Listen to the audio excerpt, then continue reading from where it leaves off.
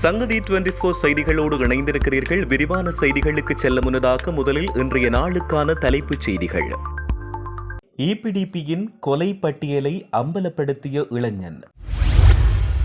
யாழில் இடுகாடு ஒன்றை கையகப்படுத்த முற்படும் தனிநபர் பொதுமக்கள் முன்வைத்துள்ள குற்றச்சாட்டு. பூசா சிறைச்சாலையில் உயிரிழந்த கைதி அரசாங்கம் எடுத்துள்ள நடவடிக்கை. பொருளாதார சிக்கல்களை குறைக்க மத்திய வங்கி முன்னெடுத்துள்ள நடவடிக்கை. அடுத்த மாதம் வரை ஆயிரக்கணக்கான போலீசாருக்கு வழங்கப்பட்டுள்ள பணி. யாழில் ஒரே தடவையில் 3 கன்றுகளை ஈன்ற பசு. ட்ரம்பின் வரி விதிப்பால் உச்சம் தொட்ட ஐபோன்களின் விலை. ஜேர்மனியில் ஈழமுரசு இதழை தமிழர்கள் வாழும் அனைத்து மாநிலங்களிலும் இலவசமாக பெற்றுக் கொள்ளலாம். உங்கள் இதழை பெற்றுக் கொள்ள நீங்கள் திரு கிருஷ்ணாமூர்த்தி அவர்களுடன் 0049122105909071 என்ற இலக்கத்துடன் தொடர்பு கொள்ளுங்கள். பிரான்சில் ஈழமுரசு இதழின் விநியோகங்கள் விரிவுபடுத்தப்பட்டுள்ளன. தமிழர் வர்த்தக நிறுவனங்களிலோ அல்லது உங்கள் நகரங்களில் உள்ள தமிழ் சங்கங்களை தொடர்பு கொண்டோ ஈழமுரசு இதழை மாதந்தோறும் விரிவாக பெற்றுக் கொள்ள முடியும். அனைத்து தொடர்புகளுக்கும் 003378808116. தொடர்வன விரிவான செய்திகள். ஈழமக்கள் ஜனநாயக கட்சியைச் சேர்ந்த கொலையாளிகள் இன்னும் சட்ட நடவடிக்கைக்கு உட்படுத்தப்படவில்லை என உள்ளூராட்சி சபை தேர்தலில் போட்டியிடும் இளைஞர் ஒருவர் தெரிவித்துள்ளார். யாழில் நேற்று இடம்பெற்ற ஊடகவியலாளர் சந்திப்பின் போதே அவர் இவ்வாறு குறிப்பிட்டார்.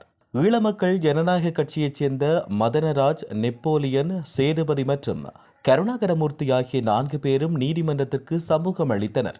மதனராஜன் மற்றும் நெப்போலியன் ஆகியோர் நாட்டை விட்டு தப்பியோடினர். நீதிபதி இளஞ்செழியன் இவர்களுக்கு மரண தண்டனை மற்றும் ஆயுள் தண்டனை வழங்கியும் இவர்கள் இன்னும் பிடிபடவில்லை. அதன்பின் 2018ஆம் ஆண்டு யாழ் நீதிமன்றம் தப்பியோடியவர்களை மீண்டும் நாட்டுக்கு அழைத்து வருமாறு பாதுகாப்பு அமைச்சின் செயலாளருக்கு உத்தரவிட்டது. ஆனால் அதன் பின்னர் 3 ஜனாதிபதிகள் மாறியும் இன்னும் அவர்களை கண்டுபிடிக்க முடியவில்லை என்றும் அவர் இதன் பொழுது தெரிவித்துள்ளார். யாழ்ப்பாணத்தில் இடுகாடு ஒன்றை தனியார் ஒருவர் கொள்வனவு செய்து அதில் கட்டடங்களை கட்டுவதற்கு நடவடிக்கை எடுத்துள்ளதாக அந்த பகுதி மக்கள் குற்றம் சுமத்தியுள்ளனர். சுழிபுரம் பகுதியில் உள்ள காணி ஒன்றை நீண்ட காலமாக அந்த பகுதி மக்கள் இடுகாடாக பயன்படுத்தி வந்தனர். அங்கு சுமார் 150க்கு மேற்பட்ட உடலங்கள் நல்லடக்கம் செய்யப்பட்டுள்ள நிலையில் பல கல்லறைகளும் அங்கு கட்டப்பட்டுள்ளன. அத்துடன் அந்த பகுதியில் சிறுமி ஒருவர் பாலியல் சீண்டலுக்கு உட்படுத்தப்பட்டு படுகொலை செய்யப்பட்ட நிலையில் சிறுமியின் உடலம் நீதிமன்ற உத்தரவின் பேரில் குறித்த இடுகாட்டில் புதைக்கப்பட்டுள்ள நிலையில் குறித்த வழக்கு விசாரணைகள் நீதிமன்றத்தில் நிலுவையில் உள்ளன. இந்த நிலையில் குறித்த இடுகாடு அமைந்துள்ள காணியை அண்மையில் தான் பணம் கொடுத்து வாங்கியுள்ளதாகவும் அது தனக்கு சொந்தமானது என்று கூறி கல்லறைகளை அகற்றிவிட்டு அதில் சுற்றுலா மையம் ஒன்றை அமைக்க நடவடிக்கை எடுத்துள்ளதாக தனியார் ஒருவர் தெரிவித்தார். இது தொடர்பில் பிரதேச செயலாளரிடம் மக்கள் தெரிவித்த நிலையில் குறித்த காணி தனியாருக்கு சொந்தமானது என்றும் இடுகாட்டுக்காக இனிவரும் மூளாய் பகுதியில் 2 ஏக்கர் காணியை ஒதுக்கியுள்ளதாகவும் தெரிவிக்கப்பட்டது. இந்த நிலையில் எமது உறவுகளின் கல்லறைகள் இந்த இடுகாட்டில் உள்ளது. அதை ஒருவர் அழித்து அதன் மீது சுற்றுலா தலம் ஒன்றை அமைப்பதை எம்மால் ஏற்றுக்கொள்ள முடியாது.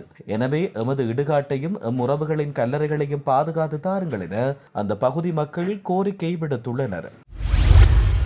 பூசா சிறைச்சாலையில் கைதியொருவர் உயிரிழந்துள்ள சம்பவம் தொடர்பில் விரிவான விசாரணைகளை மேற்கொள்ள அரசாங்கம் நடவடிக்கை எடுத்துள்ளது. நீதி மற்றும் தேசிய ஒருங்கிணைப்பு குழு அமைச்சர் கர்ஷன நாணயக்காரவின் அறிவுறுத்தலுக்கு அமைய இந்த விசாரணை ஆரம்பிக்கப்பட்டுள்ளது. பூசா சிறைச்சாலையில் தடுத்து வைக்கப்பட்ட சந்தேக நபர் ஒருவர் கடந்த 4ஆம் தேதி காலை கத்தி குத்து காயங்களோடு இறந்த நிலையில் மீட்கப்பட்டார். இந்நிலையில் சம்பவம் தொடர்பாக போலீஸ் விசாரணைகள் மற்றும் உள்ளக விசாரணைகள் தொடர்ந்து நடைபெற்று வருகின்றன. இதேவேளை எதிர்காலத்தில் இதுபோன்ற சம்பவங்கள் நிகழாமல் தடுக்க தேவையான ஏற்பாடுகளையும் முன்னெடுப்பதாக நீதி அமைச்சகம் மற்றும் சிறைச்சாலைகள் துறையின் மூத்த அதிகாரிகளை கொண்ட ஒரு குழு நியமிக்கப்பட்டுள்ளது. மேலும் நீதி மற்றும் தேசிய ஒருங்கிணைப்பு அமைச்சகம் வெளியிட்ட அறிக்கையில் அமைச்சர் கர்ஷன நாணயக்கார ஏற்கனவே அனைத்து விசாரணைகளையும் விரைவில் முடித்து சம்பந்தப்பட்ட குழுவிடம் அறிக்கை அளிக்குமாறு அதிகாரிகளுக்கு அறிவுறுத்தியதாக தெரிவிக்கப்படுகிறது. நாடு முழுவதிலும் தேர்தல் பிரச்சாரங்கள் தொடர்பான சுவரொட்டிகளை அகற்றுவதற்கு சுமார் 2000 பணியாளர்கள் பணியமர்த்தப்பட்டுள்ளதாக போலீஸ் ஊடக பேச்சாளர் புத்திக மனதுங்க தெரிவித்தார். இவ்வாறு நியமிக்கப்பட்ட போலீசார் மே மாதம் 8ஆம் தேதி வரை பணியில் ஈடுபடுத்தப்படுவார்கள் என்றும் தெரிவித்துள்ளார். இதன்படி ஒவ்வொரு பிரதான போலீஸ் நிலையத்துக்கும் 4 பணியாளர்கள் அனுப்பப்பட்டுள்ளதாகவும் 3 பேர் சிறிய நிலையங்களுக்கு நியமிக்கப்பட்டுள்ளதாகவும் அவர் கூறியுள்ளார். மேலும் நாடு முழுவதிலும் உள்ள 607 போலீஸ் நிலையங்களில் 605 போலீஸ் நிலையங்களுக்கு பணியாளர்கள் அனுப்பப்பட்டுள்ளதாகவும் அவர் மேலும் தெரிவித்துள்ளார். பசுக்கன்றொன்று 3 கன்றுகளை ஈன்ற அரிய சம்பவம் ஒன்று யாழ் வடமராட்சியில் பதிவாகியுள்ளது. வடமராட்சி உடுப்பட்டி இலக்கணாவத்தை விவசாய ஒருவரின் பசுவே இவ்வாறு 3 கன்றுகளை ஈன்றுள்ளது. பொதுவாக பசுக்கள் 1 அல்லது 2 கன்றுகளை ஈனும். எனினும் ஒரே தடவையில் 3 கன்றுகளை பிரசவிப்பது என்பது அபூர்வமான நிகழ்வாக கருதப்படுகிறது. கன்றுகளை ஈன்ற பசுவையும் கன்றுகளையும் பொதுமக்கள் ஆச்சரியத்துடன் பார்த்து வருகின்றமை குறிப்பிடத்தக்கது. அமெரிக்க ஜனாதிபதி டொனால்ட் ட்ரம்பின் வரி விதிப்பினால் ஐபோனின் விலைகள் அதிகரிக்கும் சூழல் உருவாகியுள்ளதாக சர்வதேச ஊடகங்கள் செய்தி வெளியிட்டுள்ளன. இதன்படி ஐபோனின் சமீபத்திய மாடலை தயாரிப்பதற்கான செலவு $580 இருந்து $550 உயரும் நிலை ஏற்பட்டுள்ளதாக தொழில்நுட்ப ஆய்வாளர் ஒருவர் சுட்டிக்காட்டினார். ஏனெனில் ஆப்பிள் நிறுவனம் தன்னுடைய ஐபோனை சீனாவில் உற்பத்தி செய்கின்ற நிலையில் ட்ரம்பின் வரி விதிப்பு என்பது சீனாவில் இருந்து ஏற்றுமதி செய்யப்படும் பொருட்களுக்கு 54% வரி விதிக்கப்பட்டுள்ளது. இதனால் தயாரிப்பு செலவு அதிகரிப்பை ஈடு செய்ய ஆப்பிள் நிறுவனம் தங்கள் ஐபோனின் விலையை இனி உயர்த்தும். இதனால் 256 GB ஐபோன் 16 ப்ரோ விலை $1,100 இருந்து $3,500 என உயர வாய்ப்புள்ளதாக தெரிவிக்கப்பட்டுள்ளது. வரி விதிப்பு என்பது வெளிநாட்டு பொருட்களின் விலையை அதிகரிப்பதன் மூலம் உள்நாட்டு உற்பத்தியை ஊக்குவிப்பதாகவே ஜனாதிபதி ட்ரம்ப் விளக்கம் அளித்துள்ளார். இருப்பினும் ஆப்பிள் நிறுவனம் அதன் சாதனங்களை தயாரிக்க பயன்படுத்தப்படும் மூலப்பொருட்களை இறக்குமதி செய்ய வேண்டும். அது மட்டுமின்றி அமெரிக்க மண்ணில் ஐபோன்களை தயாரிப்பதற்கு சிக்கனமான வழி இல்லை என்றே நிபுணர்களின் கருத்தாக உள்ள நிலையில் மேலும் ஐபோன் உற்பத்தியை அமெரிக்காவுக்கு மாற்றுவது என்பது சாத்தியப்படாத மிகப்பெரும் முயற்சி என சுட்டிக்காட்டப்பட்டுள்ளது. தற்பொழுது சீனாவில் அசம்பிளிங் செலவு சுமார் $30 ஆகும். ஆனால் உற்பத்தி அமெரிக்காவுக்கு மாற்றப்பட்டால் இது 10 மடங்கு உயர்வடையும் என நிபுணர்கள் தெரிவிக்கின்றமையும் குறிப்பிடத்தக்கது.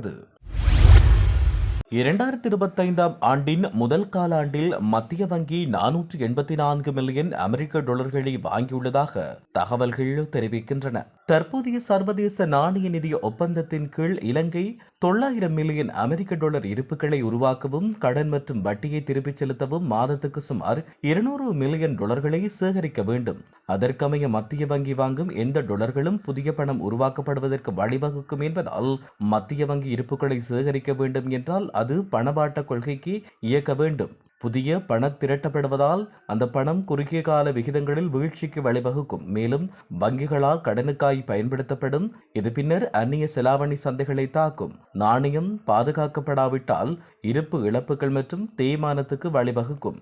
2024 ஆண்டின் கடைசி காலாண்டில் மத்திய வங்கி ஒரே இரவில் வட்டி விகிதங்களை அடக்கவும் சில இருப்புகளை இழக்கவும் பணத்தை அச்சிட்டது.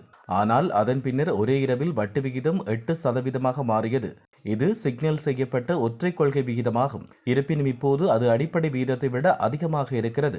தற்போது குறிப்பிடப்பட்ட விகிதம் சற்று அதிகமாக இருந்தாலும் ஏராளமான இருப்பு ஆட்சியை உள்ளடக்கிய ஒற்றை கொள்கை விகிதம் 2015 நடந்தது போல IMF திட்டத்தை பின்னுக்கு தள்ளி நாடு 2வது கடந்தவணை தவறுதலை நெருங்குவதற்கு வழிவகுக்கும் என்றும் ஆய்வாளர்கள் சுட்டிக்காட்டியுள்ளனர். இத்துடன் செய்திகள் யாவும் நிறைவு பெறுகின்றன.